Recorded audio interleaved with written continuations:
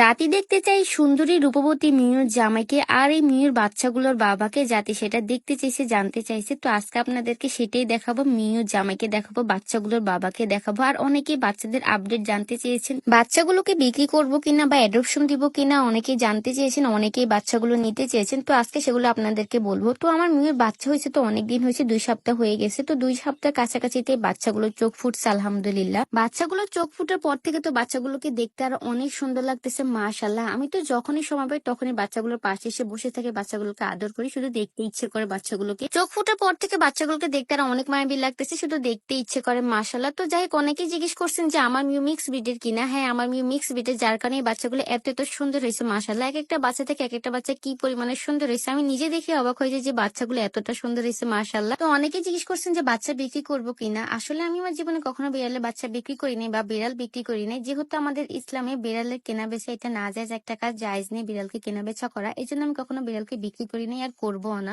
আমার মেয়ে 2বার প্রেগনেন্ট হয়েছে, 2বারও 3টা করে 6টা বাচ্চা হয়েছে। তো প্রথমবারে 3টা বাচ্চাকে আমি অ্যাডপশন দিয়ে দিছি, আর এইবারের এই 3টে বাচ্চার মধ্যে 2টা বাচ্চা আমি অ্যাডপশন দিয়ে দিব, আর একটা বাচ্চা আমার নিজের কাছেই রাখবো। আমি আমার জীবনে যত দামি দামি বিড়াল পালি না কেন, আমি অবশ্যই বিড়ালের বাচ্চাগুলোকে অ্যাডপশন দিয়ে দিব, বিক্রি করবো না। আর এমন মানুষদের কাছে আমি বিড়াল অ্যাডপশন দিব যাদের সব দিক দিয়ে অ্যাবিলিটি থাকবে বিড়ালের বাচ্চাগুলোকে, বিড়ালকে পালন করার জন্য। বাইরে বাইরে বিড়াল পালা এত সহজ কাজ না। বিড়ালের সবকিছু ঠিক রাখা, ওদের খাবার দাবার সবকিছু ঠিক রাখা, ওদের প্রতি যত্ন রাখা, সব দিক দিয়ে খেয়াল রাখতে হয়। বিড়াল পালতে অনেক ধৈর্য ব্যাপার আছে ভাই। বিড়াল পালা বাচ্চা পালার মতোই, মানুষের বাচ্চা পালার মতোই। তো যাই হোক, অনেকে বিড়ালের বাচ্চা নিতে চেয়েছেন, তাদেরকে আমি বলবো যে আমার এই মেয়ের বাচ্চাগুলো হওয়ার আগ থেকে অনেক মানুষ আমাকে বলে রাখছে যে তাদেরকে অবশ্যই বিড়ালের বাচ্চা দিতেই হবে। এজন্যই আমি আপনাদেরকে বাচ্চাগুলো দিতে পারতেছি না। তো যাই হোক, যাতে যেহেতু জানতে চেয়েছে আমার এই সুন্দরী রূপবতী মিউর জামাইকে, বাচ্চাগুলোর বাবাকে, তো এই হচ্ছে মিউর জামাই। রাত্রেবেলা ওনার হচ্ছে একজন একজনের সাথে দেখা করতে গেছে, মিট করতে গেছে। আর এই হচ্ছে মিউর জামাই, বাচ্চাদের বাবা, মিউর বাচ্চাদের বাবা। এই হচ্ছে মিউর জামাই, সুগার ড্যাডি, বুড়া বেটা। আমার মেয়ে একটা সুগার ড্যাডি পছন্দ করছে। আমি অনেক চেষ্টা করছি আমার মেয়েকে একটা হ্যান্ডসাম সুন্দর ছেলে দেখে বিয়ে দিতে।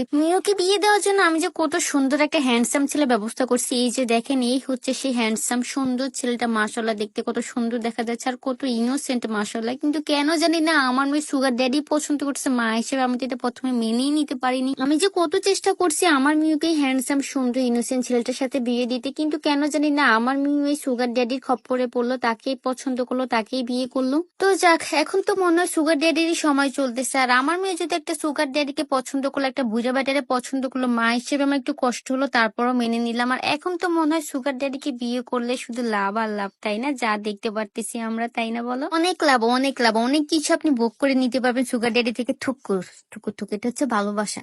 ভালোবাসা দিয়ে আপনি অনেক কিছুই নিতে পারবেন। যদি আপনার ভালোবাসাটা বেশি থাকে, আপনার জিনিসপত্রের বেশি প্রয়োজন, একটু লোভ বেশি, তাহলে আপনি সুগার ড্যাডিকে বিয়ে করুন। তবে আমার মেয়ের আবার এসব লোভ টোপ নিয়ে, আমার মেয়ে ভালোবেসেই বিয়ে করছে। তো জাতিকে তো দেখিয়ে দিলাম আমার মেয়ে জামাইকে, বুঝতেই তো পারতেছেন আমার মেয়ে জামাই কেমন। আর আপনার শুধু শুধু আমার এই পবিত্র সুন্দর মেয়েটার নামে এত বড় মিথ্যা অপবাদ দিলেন। আমার মেয়ে নাকি প টুটটুট র টুটটুট কি টুটটুট আ করছে, এটা শুনে কিন্তু আমার মেয়ে অনেক রাগ করছে। আর কখনো আমার এই এত সুন্দর পবিত্র মেয়েটার নামে মিথ্যা অপবাদ দিবেন না। তো ভিডিওটা যে পর্যন্ত, সবাই ভালো থাকবেন, সুস্থ থাকবেন, সবাইকে আল্লাহ হাফেজ।